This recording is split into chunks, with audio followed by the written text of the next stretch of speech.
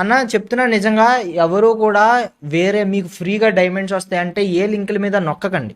నొక్కినా దాంట్లో మీ Facebook ID along with password ఇవ్వకండి.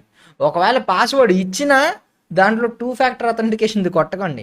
ఒకవేళ 2 ఫ్యాక్టర్ అథెంటికేషన్ది కొట్టి మీ జీమెయిల్ హ్యాక్ అయిపోయి పోయినా కానీ మీరు ఇక్కడ చూడండి సెట్టింగ్స్ ఉన్నాయి. సెట్టింగ్స్లోకి వెళ్ళాక అకౌంట్ అండ్ బేసిక్ అని ఉంటుంది.